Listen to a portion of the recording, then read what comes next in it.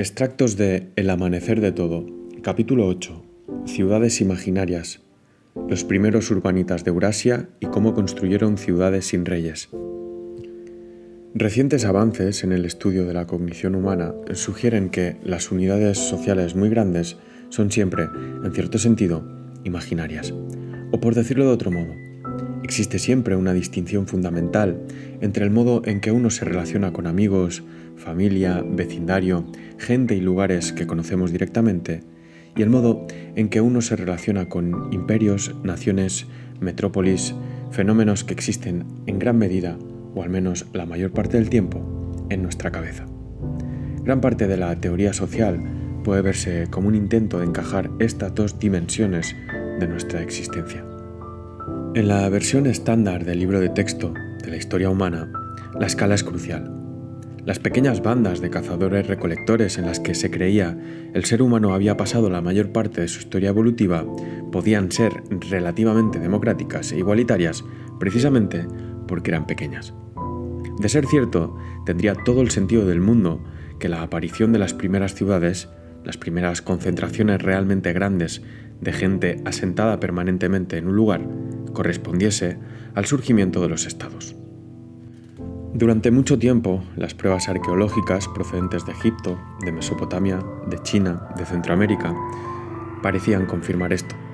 Si uno pone suficiente gente en un mismo lugar, parecían decir las pruebas, acabarían desarrollando casi inevitablemente la escritura o algo muy parecido, así como administradores, instalaciones de almacenamiento y redistribución, talleres y capataces. Al cabo de poco tiempo, ellos mismos acabarían divididos en clases sociales. La civilización venía en forma de paquete. Significaba miseria y sufrimiento para algunos, que, inevitablemente, acabarían reducidos a siervos, esclavos o peones por deudas. Esto permitiría también la posibilidad de filosofía, arte y acumulación de conocimiento científico. Las pruebas ya no sugieren nada por el estilo. En realidad, mucho de lo que hemos aprendido en los últimos 40 o 50 años ha dado la vuelta totalmente a esta sabiduría popular. En algunas regiones, ahora lo sabemos, las ciudades se autogobernaron durante siglos sin signo de los templos y palacios que solo surgirían mucho después. En otras ciudades, estos palacios y templos nunca surgieron. En muchas de las primeras ciudades, sencillamente no hay pruebas de la existencia de una clase de administradores ni de ningún otro tipo dominante. En otras, el poder centralizado parece surgir y luego esfumarse.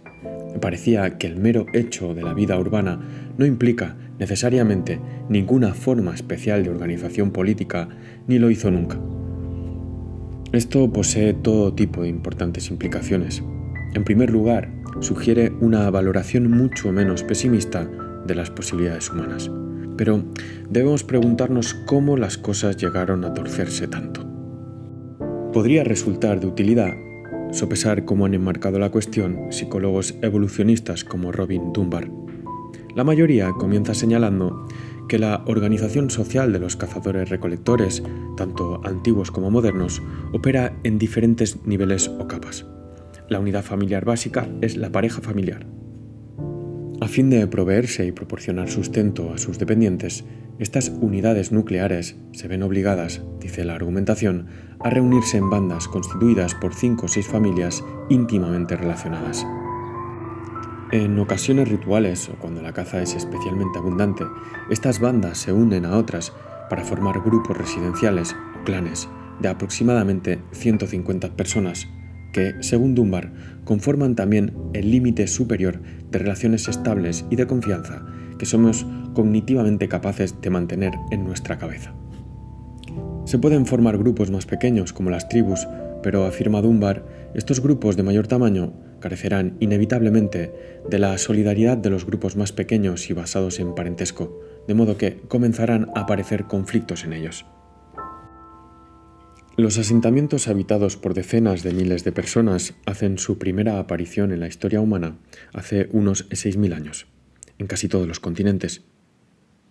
Una de las cosas que sabemos es lo diferentes que eran estas ciudades.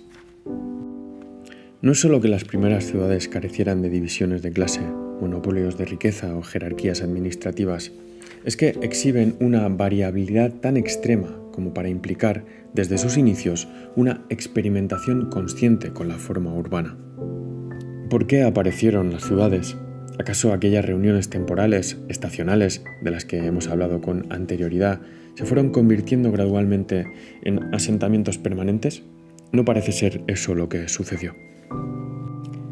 Las más grandes de las primeras ciudades aparecieron en Mesoamérica, donde no había vehículos con ruedas ni barcos, donde no había transporte de tracción animal y mucho menos metalurgia o burocracia por escrito. ¿Por qué tanta gente acabó viviendo en el mismo lugar? La historia convencional busca la respuesta en factores tecnológicos. Las ciudades eran un efecto retardado, pero inevitable, de la revolución agrícola. Como ya hemos visto, ninguna parte de esta historia parece corroborada por los hechos. Es difícil hallar una historia única. Aún así, hay pistas de un patrón.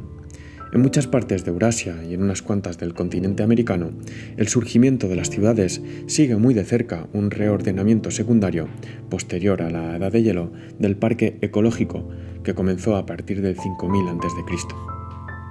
Había en juego al menos dos cambios medioambientales. El primero tiene que ver con los ríos. Hace unos 7000 años, los regímenes de inundaciones comenzaron a cambiar, dando lugar a rutinas más asentadas. Esto es lo que creó las amplias y fértiles llanuras a lo largo del río Amarillo, el Indo, el Tigris y otros ríos que asociamos con las primeras civilizaciones urbanas. En paralelo a esto, el deshielo de los casquetes polares se ralentizó lo suficiente para que los niveles oceánicos mundiales se estabilizaran.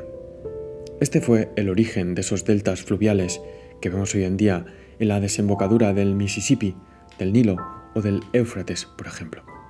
Entornos enriquecidos con limo por la acción fluvial y ricos hábitats costeros y de humedales ocupados por presas migratorias y aves acuáticas eran también poderosos polos de atracción de los seres humanos.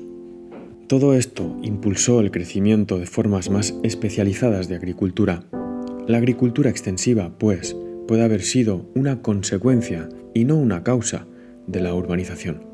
Cazadores, forrajeadores, pescadores y tramperos eran tan importantes en estas nuevas economías urbanas como los agricultores y pastores. El campesinado, por otra parte, fue un desarrollo posterior y secundario. ¿Qué mantenía unidos estos primeros experimentos de urbanización? ¿Cuál era su adhesivo social? Los arqueólogos de Ucrania y Moldavia, en los 70, comenzaron a detectar la existencia de asentamientos humanos más antiguos y más grandes que nada que se hubiera encontrado anteriormente. Estos asentamientos, a menudo referidos como megayacimientos, se remontaban a los siglos iniciales y medios del cuarto milenio a.C., lo que significaba que algunos de ellos existían incluso antes de algunas de las primeras ciudades conocidas de Mesopotamia. Estos enormes asentamientos tenían todas las marcas de lo que los evolucionistas llamaban una sociedad simple en lugar de los de una compleja. Tenemos la tendencia a considerar que una sociedad así es simple. En realidad, no eran menos complejos que nosotros. ¿Por qué damos por sentado que pueblos que han encontrado el modo de que una gran población se autogestione y autogobierne sin necesidad de templos, palacios o fortificaciones militares son de algún modo menos complejos que aquellos que no?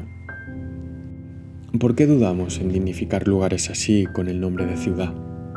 Los megayacimientos de Ucrania y regiones adyacentes estuvieron habitados entre aproximadamente el 4100 y el 3300 a.C., es decir, durante unos 8 siglos, un periodo notablemente superior a la mayoría de las tradiciones urbanas. Así pues, los megayacimientos de Ucrania y Moldavia no surgieron de la nada. Fueron la encarnación física de una comunidad extensa que ya existía mucho antes de que sus unidades constituyentes se agregaran en grandes asentamientos. Estos descomunales asentamientos se encuentran bastante cercanos entre sí, separados por como máximo 10 o 15 kilómetros de distancia. Su población total estimada es de más de 10.000 en algunos casos. A lo largo de 8 siglos hallamos escasas pruebas de guerra o de extenso de élites sociales. La verdadera complejidad de los megayacimientos reside en las estrategias que adoptaron para evitar estas cosas.